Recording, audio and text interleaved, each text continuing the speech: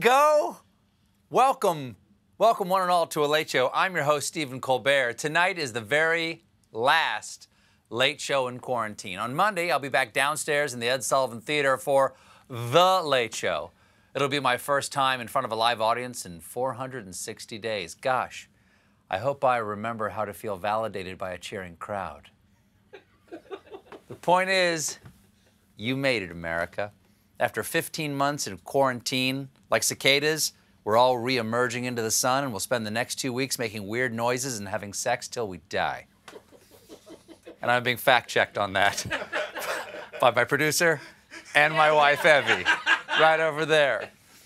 Now, leaving this storage room is a little bittersweet. Sweet because I get to leave. Bitter because after 10 months of Purelling, everything tastes like a doctor's office. There are some things I'll miss about this studio. Like you, Silence. Got anything you want to say to me before I go? Well, I hate you too. People are also traveling again. For instance, one senior tourist is seeing the sights of Europe. I'm talking, of course, about Joe Biden. He was in the UK today meeting British Prime Minister and real boy who wished to be a scarecrow, Boris Johnson.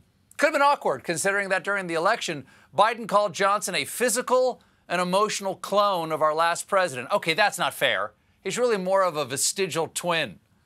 But the leaders got past it and announced what is being billed as a renewal of the Atlantic Charter. Oh, they're renewing their vows. It's going to be a small ceremony on the beaches of Normandy. Only our closest allies. Please RSVP soon and let us know whether you want chicken, fish, or the lingering ravages of colonialism. Now, the original Atlantic Charter was a declaration of post-war cooperation that was signed by Churchill and FDR, and the new version states that the democratic model is the right and the just and the best one for confronting the world's challenges. Yes, every once in a while, you need to remind yourself of the things that seem obvious. Democracy is good. Pizza is tasty. Uptown Funk's gonna give it to you. Don't believe me? The two leaders got along famously and pointed out something they have in common. I told the Prime Minister we have something in common. We both married way above our station. I'm not going to dissent from that one, but I'm not going to disagree with the President, or indeed on anything else. I think it's highly likely. I'm not going to dissent from that one. My wife and women in general find me repulsive. Feel free to insult me more. Call me a chunky monkey. Say I look like Piers Morgan's corpse that was fished out of the Thames. I need this trade deal. No one in the EU will talk to me, and I just found out that Britain's an island. What was I thinking? What were you thinking, Boris? Biden's better half, Dr. Jill Biden, did accompany him to Europe. Last night, the First Lady addressed the troops and their families stationed at a British air base and made clear who's the boss. Joe and I are always excited to visit with our troops and their families. You know, you can sit down. I don't want you to stand through.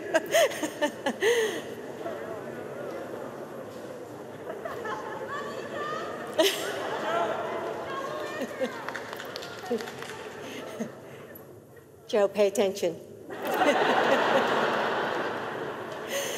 So she is a teacher. That is so nice. It's just refreshing that the first couple communicates with something other than a hand swat. Then there was Joe's turn to address the troops, and he previewed his itinerary. This is my first overseas trip as President of the United States. I'm heading to the G7, then to the NATO ministerial, and then to meet with Mr. Putin to let him know what I want him to know.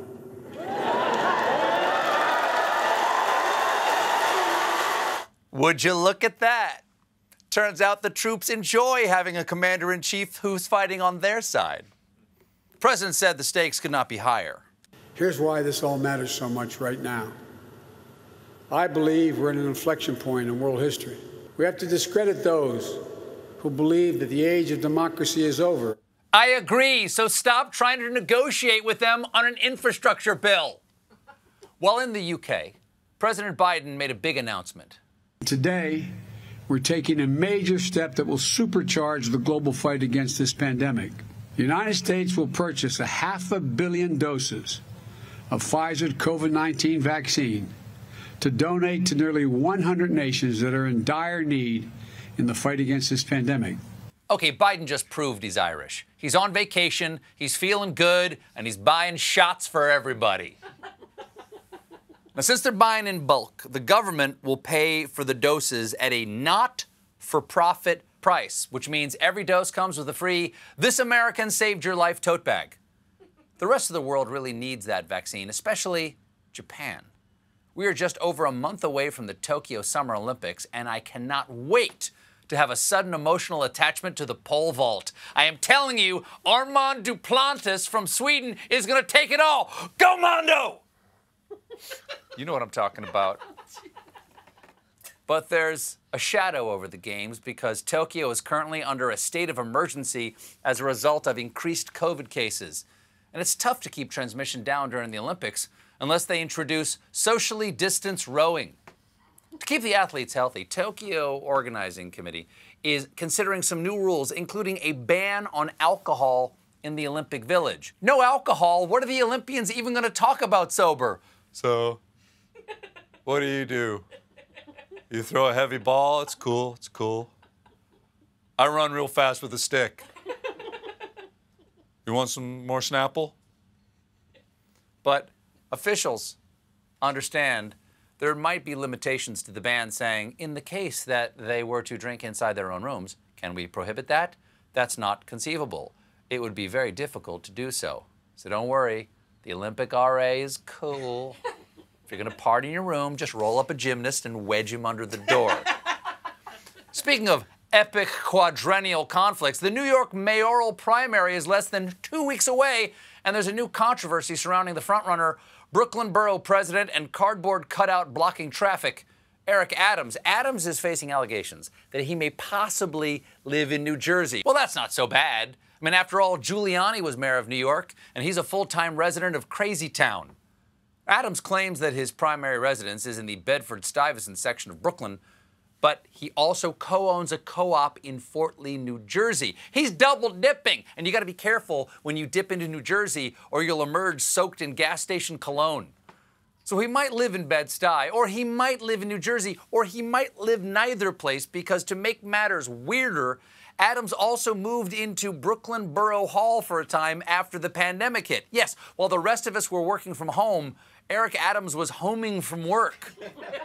Now, to clear up the confusion, Adams invited reporters for a tour of his Bed-Stuy apartment, pointing out the small, modest kitchen and small, modest bathroom. Okay, you're busted. He has a small, modest kitchen and a separate, small, modest bathroom. Real New Yorkers know your kitchen is also your bathroom, is also your office, is also your roommate's cry space. The tour only made things worse for Adams because it led many to speculate that it's actually his son who lives there. For example, Adams is a vegan, but the townhouse fridge looked like this: salmon, ground meat, and an empty Brita? That's not the fridge of a vegan. It's also not the fridge of a grown man. Ladies, if he brings you over and you see that, he's either about to murder you or make you watch him play video games. Either way, get out of there.